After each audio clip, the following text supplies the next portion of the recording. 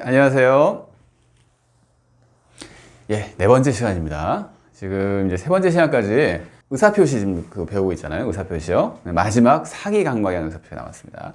한번 지난 시간에 배웠던 것들 한번 상기를 시켜보도록 하겠습니다. 우리 의사표시 배우고 있잖아요.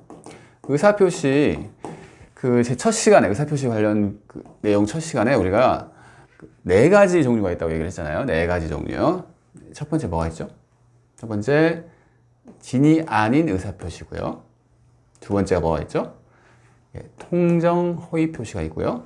세 번째 착오에 의한 의사표시가 있고요. 오늘 배울 사기 강박에 의한 의사표시가 있습니다. 순서대로 이렇게 이 의사표시 관련 법조문이 이제 107조부터 해가지고 108조, 109조, 110조 이렇게 조문이 있는데요. 순서대로 좀 외우시는 게 좋아요. 이게요. 왜냐? 외우기 좀 힘드시면 뭐 이렇게 두 문자 한번 따볼까요? 진통오사. 그러니까 진통이 오후 4시에 왔다. 뭐 이렇게 진통오사. 외우기 쉽죠? 진통이 오후 4시다. 근데 이걸 왜 외우면 좋으냐면 이거예요. 딱 보면 이렇게 한번 그려보시는 거예요. 진통오사 그려보시고 딱 나눈 다음에 3번까지 나눈 다음에 이 세 개는 의사와 표시가 일치하지 않는 거구나. 그려보시라는 얘기죠. 그 다음에 이 사기 강박은 1, 2, 3번이랑 다르게 의사와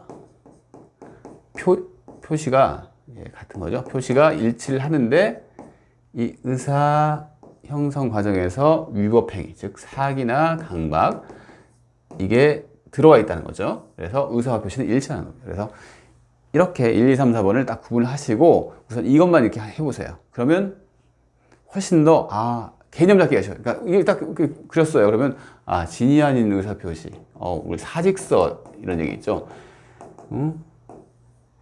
마음에 없는 소리를 했다가, 그러니까 마음에 없이 그냥 사직 의사표시 냈다가 유효로 돼버리는 경우가 있어요. 유효. 그래서 진이 아닌 의사표시는 의사와 표시가 불일치하는데 표의자가 이것을 인지한 경우구나. 개념 잡기가 쉽잖아요. 이렇게 딱 써버리면. 의사와 표시가 불일치하는데 상대방이랑 통정했구나.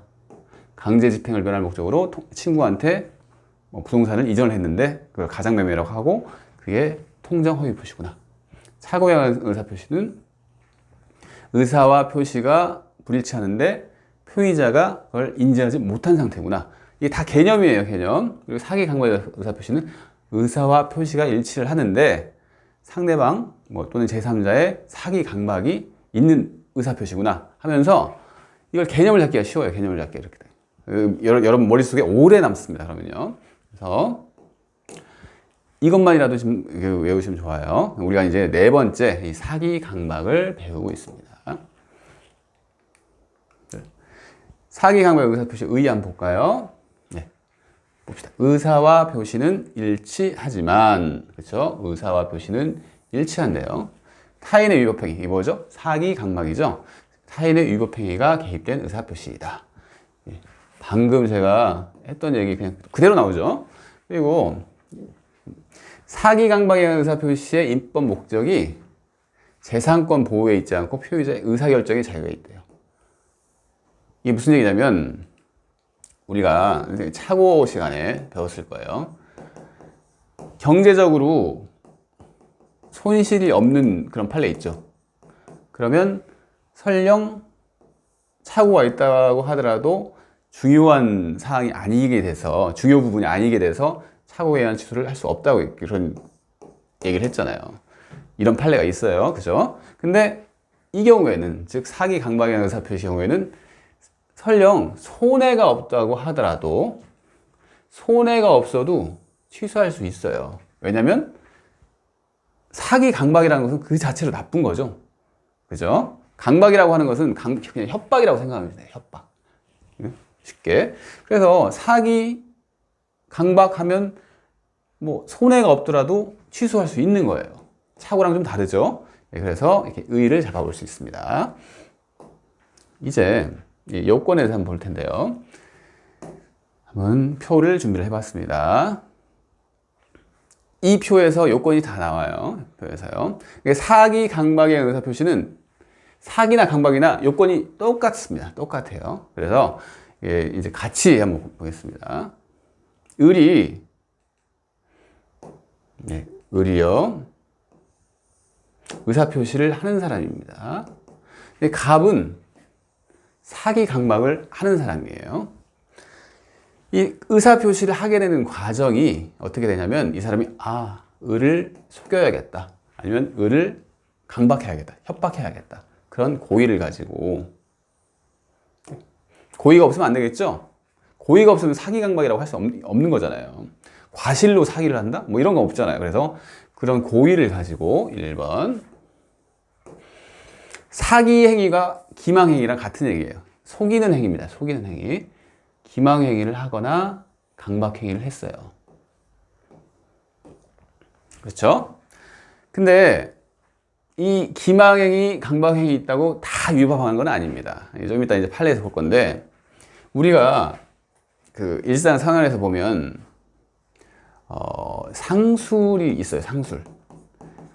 이렇게 상인들이 물건을 팔기 위해서 그냥 100% 진실만 이렇게 얘기하고 거래하는 경우는 없잖아요. 근데 이 상술이 용인 가능한 정도가 있어요. 용인 가능. 이 정도는 그냥 우선넘길 수 있는 거지. 그죠? 용인 가능한. 이 정도를 가지고 사기라고 볼 수 없죠. 그죠? 그래서 어떻게 보면 넓게 보면 사기일 수도 있지만 이런 용인 가능한 상술은 사기가 아니에요. 우리 지금 이 민법상 그 사기 얘기를 할 때는요. 그리고 강박도 그래요. 강박이라고 하는 것은 해악을 고지를 해가지고 그 의미가 강박이라는 해악고지. 그러니까 이 강박을 듣는 사람이 좀 이렇게 두려울 만한 그런 내용들을 얘기를 해야 하는 거예요. 해악고지라는 게. 해악고지를 해가지고 이 사람이 두려움을 느끼고 그에 따라서 의사표시를 하는 게 이제 강박이라는 의사표시인데 그냥 강력하게 얘기를 하는 거예요. 해악고지 같은 게 없어요. 그냥 이 갑이라는 사람이 을한테 강력하게 뭘 주장을 할 뿐이에요. 강력한 주장. 이게 위법할까요? 우리 위법하다 보지 않습니다. 이런 경우에. 그래서 위법할 것도 요건으로 합니다. 그래서 위법하지 않은 경우가 뭔지, 사기에서 위법하지 않은 경우가 뭔지, 강박에 있을 때 위법하지 않은 경우가 뭔지 이렇게 판례가 있어요. 그래서 이 사람은 이에 따라서 의사표시를 하는 거죠. 사기, 강박 이런 행위를 통해서 의사표시를 하는데 그 의사표시라는 게 이 행위로부터 나온 거죠. 인과관계가 네 번째 요건입니다. 이 표를 보고 우리가 다 이제 이 의사표시의 요건에 대해서 살펴본 거예요. 사기의 고의 또는 강박의 고의, 기망행위 또는 강박행위, 그리고 그 기망행위 또는 강박행위가 위법할 것, 그리고 그 의사표시가 이 행위로부터 나올 것, 인과관계가 있을 것. 이게 네 가지가 이 요건입니다. 봅시다. 그래서 책으로 다시 가볼게요.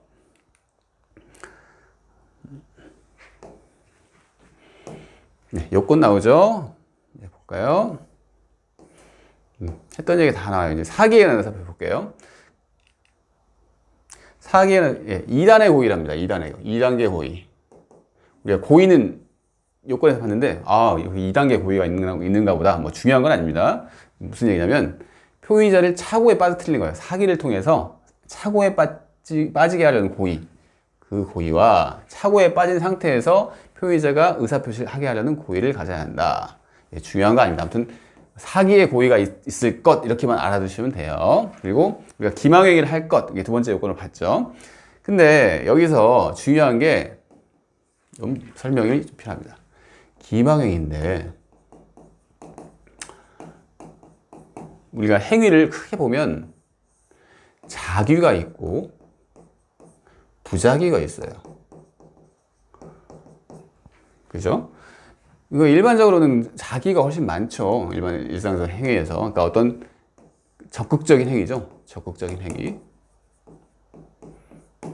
부자기는 소극적인 행위죠. 즉, 가만히 있는 거예요. 가만히 있는 거.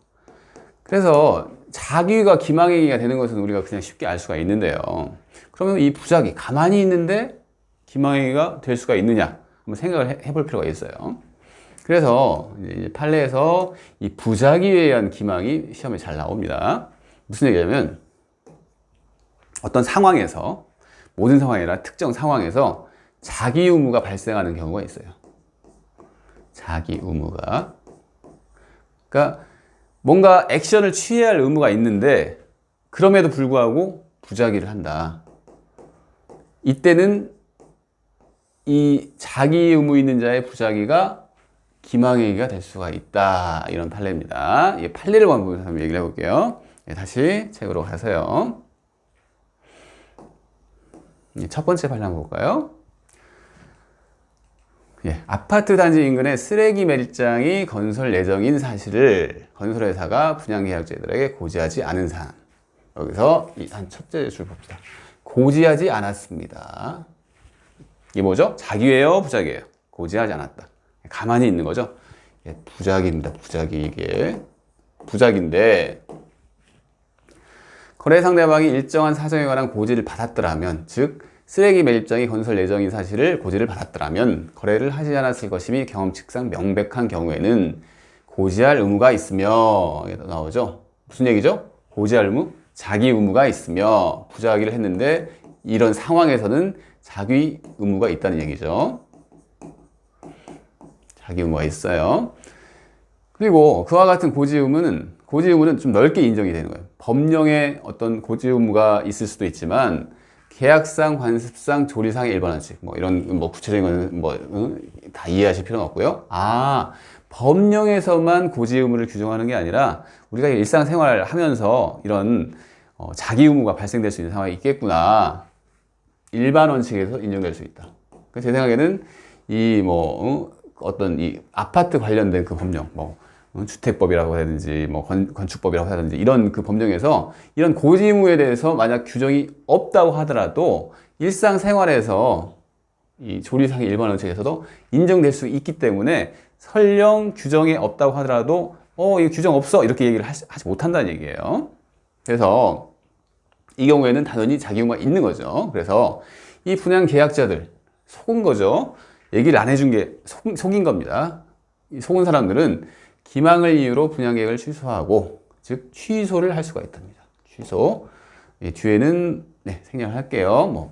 취소하면 우리가 배웠지만 취소하면 소급해서 무효가 되죠. 그러면 대금 반환, 부당이득 반환 청구입니다. 이게 구할 수 있고, 취소를 원하지 않았어요. 그럼 취소를 안 해요. 취소를 안 하면서 한마디로 그 아파트를 이렇게 자기가 이제 분양자가 된다는 얘기죠. 하지만 취소를 안 했다고 해서 손해가 발생하지 않았나요? 아니죠. 손해배상만을 청구할 수 있습니다. 이것은 750조의 손해입니다. 불법 행위에 의한 손해예요. 아시겠죠? 그래서 이렇게 1번 판례를 보면 부작위가 기망이 될 수가 있구나. 이것을 충분히 이해하실 수 있을 거라고 생각이 됩니다. 두 번째 판례 볼까요? 그리고 이것은 기출이 된 사안입니다. 두 번째 판례 볼까요? 봅시다. 이번에는 이것도 기출이 됐네요. 교환계약을 체결하려는 자는 쭉 보고 서로 이해상반의 지위다. 그러니까 이해상반의 지위는 둘이 협동심을 발휘하는 게 아니라 둘이 약간 이렇게 눈치를 보는 거죠. 어떻게 보면.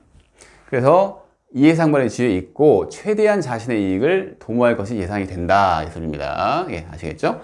교환 목적물의 시가나 그 가액 결정의 기초가 되는 사항에 관하여 상대방에게 고지를 할 주의 의무를 부담한다고 할 수 없고, 이게 이제 포인트입니다. 보면 이 갑과 을이 교환을 맺어요. 교환계약. 교환계약이라는 건 뭐라고 했죠? 양 당사자가 교환을 하는 거예요. 근데 그게 돈 이런 게 아니라 목적물입니다. 특정물. 매매는 한 사람이 목적물을 주면 한 사람은 대금, 돈을 주는 구조인데, 교환은 둘 다 목적물을 대상으로 하는 거죠. 이 교환에 있어서 어떤 교환 대상물이 있어요. 이 사람은 만약에 A 부동산이라고 해봅시다. 갑이 가지고 있는 A 부동산이고 을이 가지고 있는 게 B 부동산이에요. 근데 서로 모든 상황을 다 얘기를 할 필요가 있을까요? 이 판례에서 보면 두 사람은 이해 상반의 지위에 있다고 하고 있죠. 이해 상반의 지위. 그래서 이해 상반의 지위에 있는 사람들이 일일이 자기가 가지고 있는 정보를 다 오픈할 수 있는 건 아니에요. 예. 반드시 오픈해야 하는 것도 있겠지만 다 그렇다는 건 아니란 얘기예요. 그래서 이제 이런 기본적인 지식을 가져 봅시다. 그래서 여기가 맞죠? 할 수 없고 자기가 소유하는 목적물의 시가를 묵비해서 이게 한 1억인데 시세가 1억인데 묵비를 해요. 그래서 이 사람이 상대편이 나한테 주려는 것은 1억 2천인데 내가 2천을 줘야 하나? 이걸 얘기를 할 필요가 없다는 얘기예요. 상대편이 1억 2천짜리 준다고 하더라도 자기 물건이 1억이면 가만히 있어도 된다는 거예요. 교환계약에서는. 그래서 시가를 묵비하여 상대방이 고지하지 아니하거나 혹은 허위로 시가보다 높은 가격을 시가라고 고지. 이거 이렇게 보니까 1억 2천 정도 나가는 것 같은데 이렇게 얘기를 설령한다고 하더라도 이걸 의사결정에 불법적인 간섭을 한 것이라고 볼 수 없다는 판례입니다. 이것은 기출이 됐고 자주 나오는 문장입니다. 3번 임차권의 양도에 있어서 임차권의 존속기간, 임대기간 종료 후의 재계약 여부, 임대인의 동의 여부는 그 계약의 중요한 요소를 이루는 것이므로 양도인은 이를 양수인에게 알려주어야 할 신식상 의무가 있는데, 이걸 한번 봅시다. 우리가 임차권을 아직 배우진 않았지만 이런 구조죠. 임대인이 있고요, 임차인이 있습니다.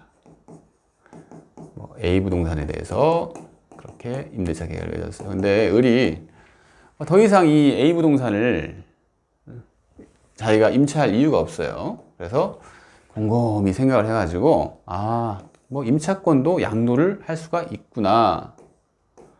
이 법에서 우리가 임차권 양도 규정이 있습니다. 우리 임대차 계약 파트에 가면 임차권 양도라는 얘기가 나와요. 그래서 자기가 가지고 있는 이 임차권, 을은 뭘 가지고 있죠? 임차권을 가지고 있죠.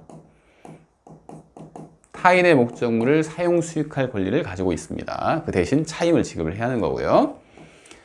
근데 이 임차권을 가지고 있는데 임차권 전체를 그냥 이전하는 거예요. 이전. 임차권 양도는 이전이에요.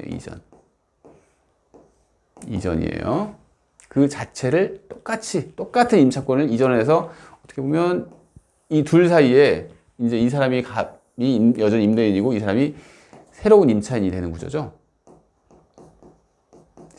신임차인이라고 합시다. 새로운 임차인. 이런 구조가 있어요. 형성이 됩니다. 되는데 이 임차권 양도할 때 이 둘 사이를 임차권 양도 계약은 이 둘이 체결하는 계약이에요. 이 둘이 을병이 임차권 양도 계약은 임차권을 주는 사람이 있고 임차권을 받는 사람이 있잖아요. 둘 사이의 계약입니다. 근데 여기서 임차권 양도 계약을 할 때 이 사람이 고지 의무가 있다는 거죠. 왜냐하면 여기서 다시 볼까요? 재계약 여부. 거의 끝나갈 무렵에 임차권을 팔았는데 임차권 기한 임대차 계약이 거의 끝나갈 무렵에 팔았는데 이 사람은 재계약이 될 것이 확실하니까 임차권을 받은 거예요. 만약에 그런 상황이 있으면. 근데 이 사람이 그걸 얘기를 해줘야겠죠. 이 임대인이 재계약한다더라. 그러니까 임차권을 양도해도 당신이 몇 년간은 더 사용할 수 있다더라. 이런 것을 얘기를 해줄 의무가 있는 거예요. 근데 재계약 여부. 그리고 임차권 양도할 때 이 사람이 동의를 해줘야 돼요. 그죠? 임차인이 바뀌는데 이 사람은 예를 들어서 애완동물이 없어요. 그래서 조용하게 지내는 사람인데 이 사람은 집에 이제 고양이가 한 10마리 있어요. 그러면 이 임차권, 자기 물건을 사용 수용하는데 좀 변화가 있죠. 그래서 임대인이 동의를 해줘야 합니다. 이런 경우에는. 아시겠죠? 이게 상식적인 얘기잖아요. 그죠? 그래서 임대인의 동의 여부는 그 계약의 중요한 요소, 즉 임차권 양도 계약에 있어서 중요한 요소를 이루는 내용들인데, 그렇죠? 이제 다시 봅시다. 그래서 양도인이 이를 양수인에게 알려줘야 할 신인칙상 의무가 있어요. 그래서 임차권 양도인이 그 여부를 확인하여 양수인 부작위를 한 거죠. 설명하지 아니한 채 나오죠. 부작위를 한 겁니다. 근데 이는 기망행위에 해당한다는 얘기입니다. 아시겠죠? 넘어가겠습니다. 4번 볼까요? 분양자가 수분양자가 전매이익을 놀리고 분양을 받으라는 것을 알면서 수분양자로 하여금 전매이익의 발생 여부나 그에게 관하여 잘못 판단하게 함으로써 분양자에게 이르게 하였던 등의 특별한 사정이 없는 한 이런 얘기가 나왔습니다. 봅시다. 이것도 분양자는 주로 조합 이런 데가 이제 분양자죠. 그죠? 분양자가 모집 공고를 해가지고 수분양자를 계약을 맺고 하잖아요. 그죠? 했는데 전매라고 하는 게 이제 수분양자가 다른 사람한테 자기 지위를 넘겨주는 걸 전매라고 한다고 얘기를 했습니다. 근데 여기서 보면 이 사람이 수분양자가 전매를 한다고 하는 것을 이 사람이 다 알고 있는데 계약을 체결하기 위해서 그 전매이익 발생 여부나 그에게 대해서 잘못 판단을 하게 하는 경우예요. 그렇게 되면 이 사람이 좀 문제가 있겠죠. 근데 그런 사정이 특별히 없어요. 특별한 사정이 없는 한 얘기 나왔잖아요. 그래서 그런 사정이 없다면 이 사람은, 즉 분양자는 이 분양계약을 맺을 때 봅시다. 분양자를 맺을 때 수분양자의 전매이익에 영향을 미칠 가능성이 있는 사항들에 관하여 분양자가 가지는 정보를 밝혀야 할 신익상 의무가 있다고 할 수 없답니다. 그러니까 분양자는 이런 상황이 아니면, 첫째 줄, 둘째 줄 같은 이런 상황이 아니면 특별히 네가 전매이익을 취하는 것은 당신의 문제라는 거예요. 이 분양자가 그런 것까지 신경 써줄 필요는 없다는 얘기예요. 당연하겠죠. 그래서 이를 고지하지 아니하였다고 하여 부작위 위한 기망에 해당한다고 하여 사기가 된다고 할 수 없답니다. 아시겠죠? 넘어가겠습니다. 그리고 이제 아까 위법한 기망행위가 있을 것. 그러니까 모든 기망행위가 다 기망행위가 되는 건 아니에요. 우리가 상술 얘기를 했잖아요. 그거에 대해서 이제 판례가 있습니다. 판례를 볼까요? 상가를 분양하면서 그 운영 방법 및 수익 보장에 대해서 다소외가 이제 포인트가 되겠네요. 다소외.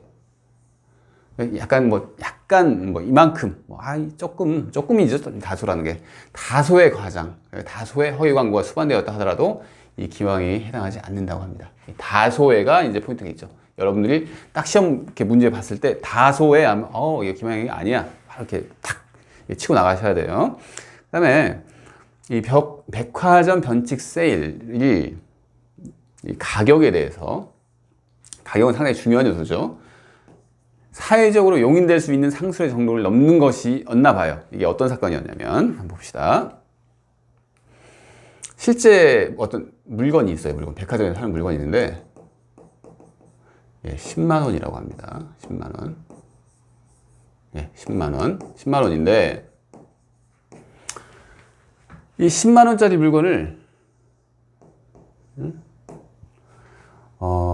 그 택이 있잖아요. 가격표에다 20만 원이라고 바꿔쳐요. 그러면서 대대적으로 세일을, 광고를 딱 바겐 세일 딱 해가지고 플랜카드 걸어주면서 전품목 50% 세일 이런 거 하잖아요. 그죠? 이게 본래 10만 원이에요. 근데 본래 10만 원인데 20만 원이라고 바꿔치기를 해봐요. 가격표에. 이런 사안이었습니다. 그래서 이런 경우에는 딱 봐도 좀 용인하기 좀 힘들죠. 팔아먹으려고 어떻게 보면 세일이 아닌데 세일처럼 얘기를 한 거죠. 그래서 이제 백화점 변칙 세일 사건은 그 얘기입니다. 그래서 상술의 정도를 넘었다는 얘기죠. 그래서 위법성이 있어서 이것은 기망행위에 해당할 수 있습니다. 3번 볼까요? 연립주택을 분양을 한답니다. 분양을 하는데 평형의 수치를 다소 과정하여 광고를 했어요. 근데 예를 들어서 본래는 33평 아파트인데 우리가 연립주택은 보니까 한 36평은 돼 하면서 광고를 한 거죠. 근데 분양계약서 등에 의하여 공급 면적을 평으로 환산하여 쉽게 확인할 수 있었어요. 그러니까 이 36평이라는 게 서비스 면적이라는 게 있잖아요. 이걸 합산해서 이제 그렇게 광고를 했나 봐요. 근데 33평이라는 것은 계약서를 보니까 33평이라고 기재가 되어 있는 거죠. 이런 경우에는 이 36평이라는 광고는 매매 대금을 산정하기 위한 기준이 되었다고 할 수 없답니다. 그러니까 예를 들어서 평 단위로 평당 뭐 1천만 원이라고 합시다. 이렇게 하면서 36평 가격을 받은 건 아니란 얘기예요. 그래서 매매 대금을 산정하기 위한 기준이 되었다고 할 수는 없고, 그러니까 이 36평이 큰 의미가 있다는 건 아니죠. 그래서 분양이 쉽게 이루어지도록 하려는 의도에서 서비스 면적을 포함하여 광고를 했다. 이것은 상술의 정도를 넘은 기망행위에 해당하지 않는다고 본 판례입니다. 예, 아시겠죠? 예, 넘어가겠습니다. 그리고 그 인과관계 있어야 한다고 그랬죠? 인과관계. 그래서 지금 이제 사기를 봤어요. 근데 강박도 똑같은 얘기를 하고 있습니다. 2단계 고의. 읽어보실 필요 없어요. 강박행위 뭔지 아시겠죠? 근데 강박행위는 여기서는 한번 설명을 좀 할 필요가 있겠네요. 보면 강박을 했어요. 근데 이걸 넓게 강박을 했다고 봅시다. 근데 강력하게 요구하는 거에 그쳤어요. 강력하게 요구만 하고 있어요. 이런 경우가 있을 수도 있고, 두 번째, 무서움을 느꼈어요. 무서워가지고 이 강박이기 때문에 무서워가지고 의사표시를 하게 됐어요. 세 번째는 의사표시라고 볼 수 거의 없을 정도예요. 이게 이제 이 세 번째가 좀 헷갈릴 수가 있는데, 여기 보면 강박의 정도와 관련하여 강박의 정도가 극심하여 의사결정의 자유가 박탈된 상태에서 한 의사표시는 무효랍니다. 무슨 얘기냐면, 예를 들어서 키가 한 190cm고 몸무게가 한 120kg 나가고요. 상당히 이렇게 무섭게 생겼습니다. 무서운 분이에요. 근데 상대편은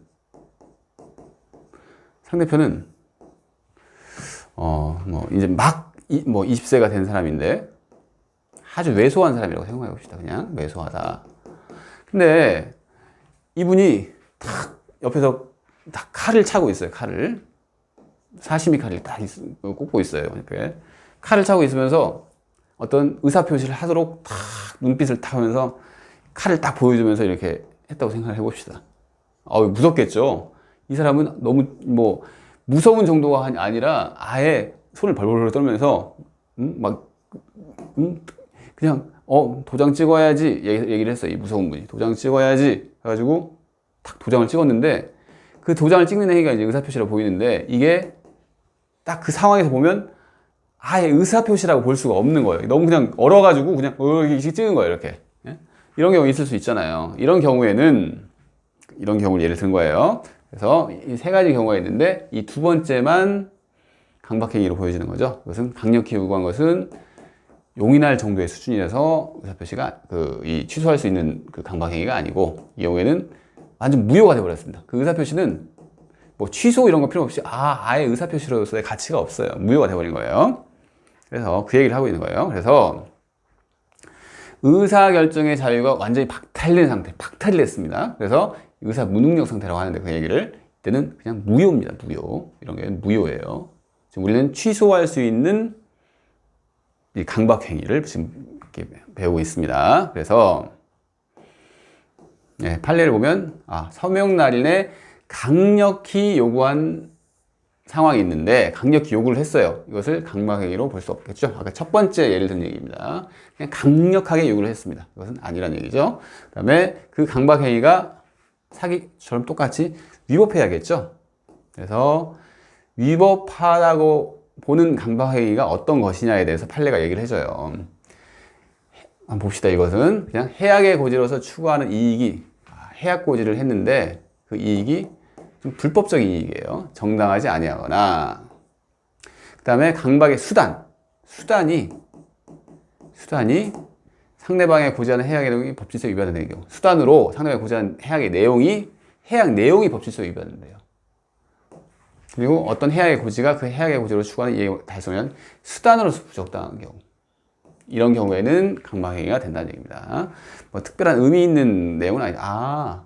이익이 정당하지 않고, 그리고 수단도 부적당하고, 그 다음에 그 내용, 해악 고지 내용이 또 부적당하네? 이러면 강박행위가 된다는 얘기입니다. 넘어갑시다. 2번. 부정행위에 대한 부정행위입니다. 부정행위예요. 부정행위에 대해서 고소 고발을 하는 게 나쁜 것일까요? 아니죠. 나쁘지 않은 행위입니다. 그래서 정당한 권리 행사가 되어 원칙적으로는 위법하다고 할 수가 없어요. 그렇죠? 이게 원칙입니다. 그런데 이 부정행위에 대한 고소 고발을 왜 했냐면 부정한 이익을 취득을 할 목적으로 한대요. 부정한 이익이요. 이런 경우에는 설령 부정행위라고 하더라도 그 고소 고발이 위법한 강박행위가 되는 경우가 있을 수 있답니다. 그리고 목적이 정당하다 하더라도 행위나 수단 등이 부정한 때는 위법성이 있는 경우가 있을 수 있습니다. 이게 거의 같은 얘기잖아요. 그죠? 그래서 이익 얘기가 나왔습니다. 이익. 여기도 이익 얘기가 나오죠. 이익. 그리고 행위나 수단. 여기도 수단이 나오고요. 여기도 수단이 나옵니다. 보니까 이익이 위법하다. 그리고 수단이 위법하다. 뭐 이런 경우에는 강박행위가 되나 보다. 이렇게 이해를 하시면 됩니다. 네, 넘어가겠습니다. 그리고 인과관계가 있어야죠. 사기 강박의 의사표시의 효력 어떻게 될 것이냐 이거 봅시다. 이제 110조에서 이제 규정이 되어 있는데요. 한번 읽어볼까요? 봅시다.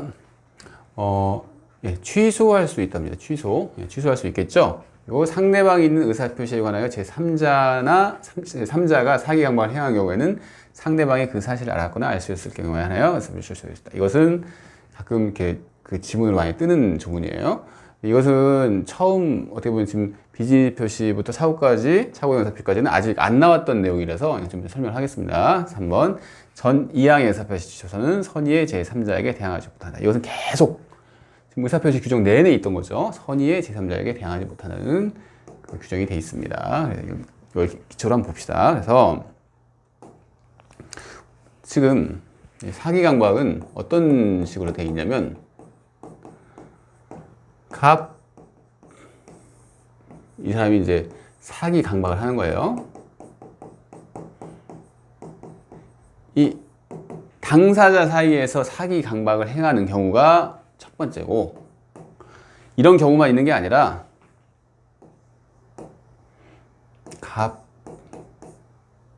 을이 당사자인데 사기 강박을 행하는 사람이 따로 있는 경우가 있어요. 병이 을을 이렇게 사기 강박을 해서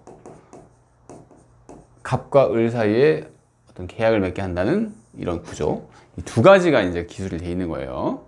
이제 이게 처음 사기 강박에서 처음 나오는 거죠. 그래서 우선 1번부터 봅시다. 쉬운 거부터. 그래서 상대방의 사기 강박은 지금까지 했던 뭐 착오에 의한 취소랑 똑같은 구조예요. 취소할 수 있다. 그죠? 취소권을 행사하기 전에는 유효하다고 했잖아요. 근데 취소권을 행사하면 취소의 효과를 우리가 저번 시간에 배웠습니다. 141조라고 했죠? 141조. 그래서 취소는 소급해서 무효가 됩니다. 처음부터 무효인 것으로 본다. 취소해서 무효가 됐다. 취소권을 행사했어요. 무효가 됐다. 무효의 효과에서 나오겠죠? 효과, 이행 전 이행할 필요가 없고 이행 후 부당이다. 소유권의 반수. 이것은 똑같은 얘기입니다. 네, 넘어가겠습니다.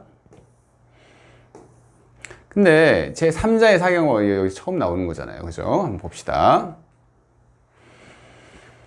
케이스 한번 봅시다. 네, 갑의 친구 병이 있어요. 갑이 있고 그 친구 병이 있습니다. 친구 병이 이 어려운 갑이 어려웠나 봐요. 어려운 갑을 돕기 위해 거짓으로 작성된 개발 계획안을 을에게 들이밀며, 지금 기망행위를 친구 병이 하는 상황이죠. 들이밀며 조만간 갑 소유의 A 토지, 이 갑이 A 토지를 가지고 있는데 그 주변에 KTX역이 들어설 수 있다는 허위 사실을 이야기했다. 기망이죠, 기망. 그 결과 갑과 을 사이에 매매 계약이 체결됐다고 합니다. A 토지에 대해서 매매 계약이 체결됐어요. 이런 상황이에요. 둘 사이에 그 사기 강박이 있는 게 아니라 어떤 제3자가 기망행위를 한 겁니다. 또는 강박행위를 한 것도 똑같아요. 그래서 이때는 이런 구조 있을 때는 제3자가 딱 개입한 경우에는 이 없었을 때는 좀 달라요. 없었을 때는 무조건 기망을 당하면, 이 사람이 을이 기망을 당하면 무조건 그게 이제 그 요건만 딱 충족이 되면 취소를 할 수가 있는데, 이런 경우에는 이 갑의 상황을 살핍니다. 그렇죠? 갑의 상황을 살피는 거예요. 그래서 이 사람이, 갑이 알았거나 알 수 있었으면, 즉 악이 알았다는 게 악이라고 했죠. 악이거나 몰랐는데 알 수 있었으면, 선이지만 선인에 대해서 과실이 있었으면, 이 소리예요. 이 경우에만 취소할 수 있다는 거예요. 그러니까 이 사람이 모르는데 과실이 없었으면 취소가 안 된다는 얘기입니다. 아시겠죠? 그 얘기예요. 아까 10조 2항이죠, 2항. 2항이 그 얘기를 그 얘기를 하고 있는 거예요. 그래서 취소권 행사해 볼까요? 상대방이 있는 의사표시 관하여 제3자가 했습니다. 제3자가 즉 병이 사기 강박을 행한 경우에는 그 상대방이 강박을 당한 사람 말고 그 상대방이 그 사실을 알았거나 알 수 있었을 경우에 하나요. 즉 갑이 그 사실을 알았거나 알 수 있을 경우에 하나에 그 사실을 취소할 수 있답니다. 110조 2항. 아시겠죠? 하지만 상대방 없는 의사표시의 경우에는 보호할 상대방이 없으므로 언제나 취소할 수 있다. 그러겠죠? 제3자가 사기 강박을 했는데 상대방 없는 단독행위라고 합시다. 그러니까 뭐 갑을 병, 뭐 이렇게 뭐 이런 구조잖아. 그죠? 이런 구조인데 이 사람이 어떻게 했는지 모르겠지만 그 상대방 없는 단독행위에서 이거 할 수가 안 되죠. 그래서 안 되기 때문에 상대방 없는 의사표시 경우에는 이를 적용할 수가 없어요. 구조적으로. 그죠? 그래서 이 경우에는 제3자가 상대방 없는 의사표시를 하는 사람에게 강박을 했다거나 이런 경우가 될 뿐이지 이 3자가 개입됐다고 하더라도 언제나 취소를 할 수가 있습니다. 예, 그 소리예요. 이 구조 자체가 상대방이 없기 때문에 이런 구조가 형성이 안 된다는 얘기입니다. 그래서 언제나 취소를 할 수가 있습니다. 상대방 없는 상대방에게는. 그리고요. 예, 봅시다. 제3자의 범위. 예, 여기서 이제 시험 범위가 나오죠. 시험 출제가 나오면 됩니다. 여기. 무슨 얘기냐면 지금 구조를 보세요. 구조. 어떤 그림의 구조. 갑, 병이 있는데 이 사람이 방금 같은 경우는 갑의 친구였죠. 이 제3자가 사기 강박을 했습니다. 제3자가 사기 강박을 했어요. 근데 이 병이라는 사람이 제3자로 평가하기가 힘든 상황이 있다는 얘기예요. 무슨 얘기냐면 우리가 이 대리권 얘기를 하면서 대리행위 얘기를 하면서 같은 편이라고 했죠. 만약에 이 병이라는 사람이 대리인이에요. 친구가 아니라. 그러면 이 대리인이 행한 사기 강박은 이 대리인이 제3자가 아니기 때문에 그냥 이 사람이 사기 강박을 한 거랑 똑같이 취급을 한다는 얘기예요. 예, 아시겠죠? 이런 얘기입니다, 지금. 그래서 이 제3자의 범위가 나오는 거예요. 어떤 사람이 했을 때 제3자의 사기 강박이 되느냐. 그거에 대한 이제 판례가 실려 있습니다. 그래서 판례를 시험에 냅니다. 여기서 보면, 이쪽에 기출이 되어 있죠? 한번 판례를 볼까요? 의사표시의 상대방이 아닌 자예요. 그죠? 근데 그 자가 기망행위를 했는데 제3자에 해당되지 않는 경우가 있답니다. 제3자에 해당되지 않는 자는 그런 사람이 어떤 사람이냐면 적어도 한 대리 정도가 돼야 돼요. 같은 편을 먹은 거죠. 그죠? 같은 편을 먹은 거예요. 대리인 등 상대방과 동일시할 수 있는 자만을 의미를 합니다. 예. 이 문장은 참 자주 나오는 문장입니다. 그래서 단순히 상대방의 피용자, 고용인이죠. 고용된 사람이 지나지 않는 자는 상대방과 동일시할 수 없어 이 규정에서 말하는 제3자에 해당합니다. 이 사람이 즉 피용자가 사기 강박을 했으면 즉 그러니까 의사표시의 상대방이 알았거나 알 수 있었을 경우에 한해서 취소를 할 수 있다는 얘기예요. 그러니까 대리인 정도가 되어야지 한마디로 그 자의 사기 강박으로 볼 수 있다는 얘기입니다. 예, 아시겠죠? 그래서 구체적으로 이런 얘기를 해요. 상호 신용금고의 기획실 과장이랍니다. 딱 보면 기획실 과장이 기망행위에 가담하여 근저당권 설정자에게 대출금의 지급을 약속하면서 근저당권 설정을 체결할 권유한 후 대출금을 편취했다고 하죠. 한번 이걸 볼까요? 이런 얘기예요. 보면 회사가 있어요. 금고, 신용금고가 있어요. 신용금고가 있는데 이 사람의 그냥 그 직원이죠. 이 과장이 어떤 사람한테 사기를 쳐요. 뭐 갑이라고 해봅시다. 기망행위를 하는 거죠. 그래서 뭐 이 구체적인 얘기는 중요한 게 아니에요. 그냥 권유하는 편취했다고 하죠. 편취는 거짓을 얘기해가지고 돈을 취득한 겁니다. 기망을 했다는 얘기죠. 이런 경우에 이 사람은 과장이 과연 그래도 직원이니까 이 사람도 같이 볼 수 있지 않을까? 그래서 신용금고의 사기로 볼 수 있지 않을까? 이렇게 생각을 할 수도 있지만 그게 아니라 대리인 정도가 안 된다는 얘기예요. 이 사람은 대리인 정도가 안 된다는 얘기예요. 그래서 이 사람이 제3자라는 얘기입니다. 제3자의 사기 강박이라는 구조가 형성이 된다는 얘기예요. 그래서 이 금고는 피용자의 사기 사실을 알지 못한데 과실이 있어요. 제3자의 사기 강박이지만 이 사람이 과실이 있는 상황이에요. 그래서 과실이 있기 때문에 이 사람을 취소할 수 있는 거죠. 취소를 할 수 있다는 얘기죠. 지금 상황이. 만약에 이 사람이 몰랐는데 과실이 없으면 취소를 못 한다는 얘기예요. 하지만 이 사람이 알 수 있는 상황이 있었기 때문에 취소를 할 수 있다는 얘기죠. 넘어갈게요. 근데 똑같은 상황이에요. 은행의 출장소장이라는 게 나옵니다. 여러분들이 그러면 은행은 출장소장 기획감사실 과장 이렇게 생각할 수가 있는데 이제 여기서 보니까 어떤 포인트는 은행의 출장소장 기획감사실 과장 차이가 있다. 이게 포인트예요. 그러니까 무슨 얘기냐면 은행은 보면 조그만 점포를 두기도 하고 하잖아요. 그래서 그 출장소라는 게 있죠. 근데 출장소의 장이랍니다. 장. 그죠? 이 은행 본사가 있죠. 본사에 출장소가 있는데 그 장이에요. 무슨 얘기냐면 이 출장소에서는 이 사람이 모든 권한을 행사해요. 은행에 관련된 책임을 지는 거예요. 이 사람이 책임을 집니다. 은행에 대해서. 아시겠죠? 그래서 이 경우에는 이 사람이 사기를 했어요. 어떤 사람한테 사기를 쳤어요. 기망행위를 했어요. 그러면 이 출장소에서 벌어진 일에 대해서 책임을 지고 있는 자기 때문에 이 사람이 기망행위를 하면 은행이 기망행위를 한 거랑 동일하게 본다는 얘기입니다. 다시 봅시다. 읽어볼까요? 은행의 출장소장 딱 체크해 놓고 쭉 거기서 쭉 한 다음에 사기를 쳤다는 얘기예요. 사기를 쳤는데 이 사람은 제3자의 사기로 볼 수 없답니다. 아시겠죠?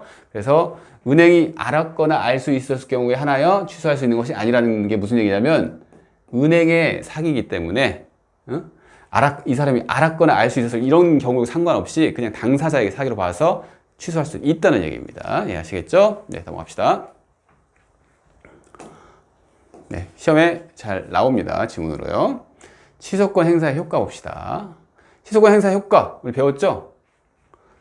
소급표, 부여 효과, 예행전, 예행불효, 예후. 넘어갑시다.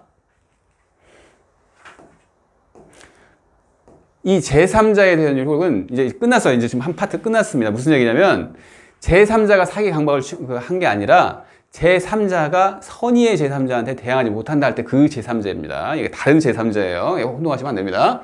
그래서 이것도 다 배웠던 내용이죠. 보면 110조 2항에 선의의 제3자 얘기가 나옵니다. 선의의 제3자에게 대항하지 못합니다. 그래서 이 선의의 의미는 기망행위, 사기 강박에 의한 의사표시임을 알지 못하는 걸 의미하겠죠. 제3자의 의미, 이것도 똑같은 내용이니까 넘어갈게요. 그죠? 제3자의 시간적 범위는 새롭게 나옵니다. 새롭게. 이것은 한번 설명을 드릴게요. 보면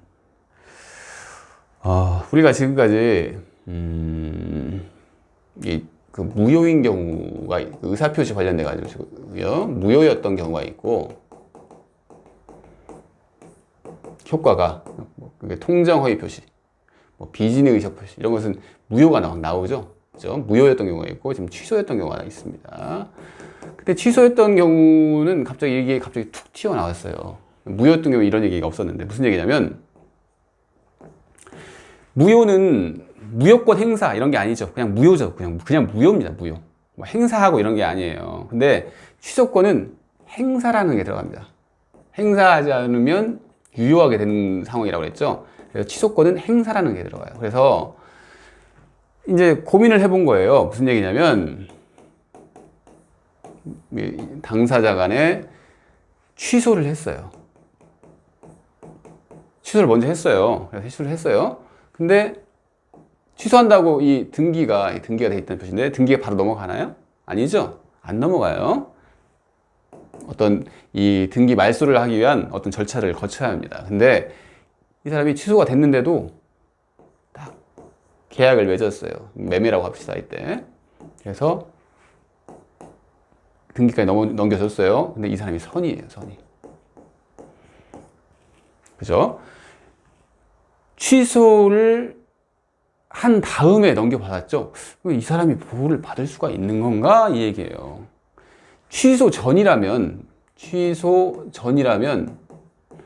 문제될 게 없죠. 취소 전이라면 당연하게 이 사람이 선의의 제3자로서 보호를 받는데 고민을 해본 거예요. 취소를 했는데 이 사람이 모르고 이렇게 어떤 거래를 했을 때 이때도 보호를 해줘야 하느냐? 이 소리입니다. 근데 우리 판례에 뭐라고 하죠? 이 사람이 선이면, 이 병인이라는 사람이 선이면 취소 전이든 후든 불문하고 선의인 상황은 똑같다. 그래서 이 사람을 보호를 해줘야 한다. 그래서 취소 전이든 후든 상관없다는 얘기를 하는 거죠. 다시 한번 봅시다. 취소를 주장하는 자와 양립되지 아니하는 법률관계를 가졌던 것이, 이 사람이 방금 같은 경우에는 누구죠? 병이죠. 취소를 주장하는 자와 양립되지 않은 사람. 취소를 주장하는 사람 누구죠? 갑이었겠죠. 이 갑이라는 사람이랑 양립되지 아니하는, 그러니까 반대의 어떤 법률관계를 가진 사람이에요, 병이. 취소 이전에 있었는지, 그죠? 지금 그다음에 이후에 있었는지를 가릴 필요가 없답니다. 포인트겠네요. 가릴 필요가 없이 사기의 의사표시 및 그 취소 사실을 몰랐던 모든 제3자죠. 그 이전이든 이후든 상관없이 모든 제3자에 대하여 그 의사표시 취소를 대항하지 못합니다. 그래서 병을 보호해준다는 얘기죠. 그래서 이런 해석입니다. 넘어갈게요. 그러면 이제 우리가 지금 선의의 제3자에게 대항하지 못한다, 이걸 배우고 있죠. 대항하지 못한다 계속 나오는 얘기죠. 그죠? 넘어가겠습니다. 아시겠죠? 똑같은 얘기입니다. 계속 차고에서도 똑같이 나왔어요. 그래서 알죠? 무과실 요하지 않는다, 추정된다. 똑같이 다 똑같네요. 그래서 넘어갈게요. 사기 강박의 의사표시의 규정의 적용 영역 보면 이것도 똑같네요. 그죠? 신분상의. 그러니까 한번 이렇게 정확하게 앞부분을 알고 계시면 이런 경우에는 거의 읽어볼 필요가 없어요. 똑같은 내용. 그냥 옆에다 딱 그 책 옆에다가 똑같은 내용 이렇게 쓰면 되는 거예요. 그래서 적용되지 않는다. 똑같습니다. 넘어갈게요. 다른 규정과의 관계도 나옵니다. 근데 차고에서 다른 규정 관계 있었죠? 사기와 차고에서 얘기를 했으니까 이것도 넘기면 돼요. 그쪽 파트를 찾아보시면 된다는 얘기예요. 그리고 사기와 담보 책임 얘기를 해보겠습니다. 보면 우리가 차고와 담보 책임 때도 이 두 제도가 다른 제도라고 얘기를 하면서 다 행사할 수 있는 상황이 된다. 이게 이제 판례의 어떤 취지잖아요. 똑같아요, 이것도.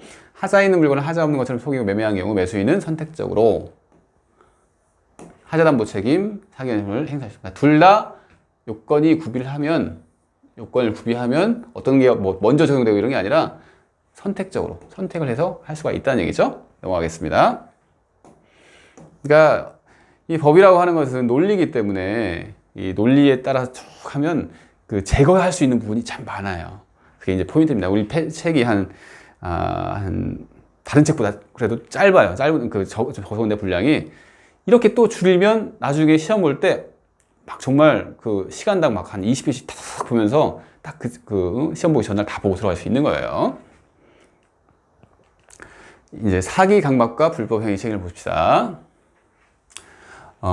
이것은 아파트 분양자 읽어볼게요. 아파트 분양자가 아파트 단지 인근에 쓰레기 영역장 얘기 나오네요. 건설 예정의 사실을 봤던 얘기죠. 근데 이 경우에 이제 여기는 다른 내용입니다. 그러니까 아까 같은 판례인데 다른 걸 설명을 한다는 얘기죠. 이 이제 분양자가 있어요. 뭐 이 사람이 이제 고지 의무를 위반했죠. 근데 이 수분양자죠, 이 사람이. 그래서 아파트를 뭐 이렇게 분양자 시효를 취득했습니다. 했는데 이 경우에 이 사람이 지금 이제 기망행위잖아요. 어떻게 보면 기망행위, 우리 배웠어요. 기망행위였어요. 부작위에 의한 기망행위, 기망행위인데 이 기망을 이유로 분양계약을 취소를 할 수가 있죠. 의사표시를 취소할 수 있잖아요. 이걸 우리 지금 취소를 배우고 있죠. 취소를 할 수가 있습니다. 취소를 하면 뭐가 나오죠? 무효가 되기 때문에 부당이득 반환이 된다고 했죠. 비낭대금 반환을 구할 수 있고 이게 그 얘기입니다. 근데 이 사람이 나는 그냥 어떻게 된 거 그냥 여기 취소하면 또 귀찮아지고 살 집도 없는데 취소 안 할란다. 취소를 안 했어요. 그죠? 취소를 안 하면 이 사람이 아파트를 받죠. 아파트를 나중에 다 지어주면 받아요. 받는데 취소 안 했다고 이 사람이 손해가 사라져요? 이 사람 손해 났어요. 지금 쓰레기 밀장 검사를 해가지고 손해가 났어요. 그죠? 이 손해가 사라집니까? 안 사라져요. 그래서 불법 행위를 누릴 수 있다는 얘기예요. 그러니까 취소를 원하지 않을 경우 그로 인한 손해배상만을, 불법 행위에 의한 손해배상만을 청구할 수 있다는 얘기입니다. 네, 1번 봤고요. 1-1번도 비슷한 얘기인가 보죠. 제3자의 사기 행위로 인하여 피해자가 주택건설사와 사이에 주택에 관한 분양계약을 체결하였다고 하더라도 제3자의 사기 행위 자체가 불법 행위를 구성하죠. 그죠? 사기를 했어요.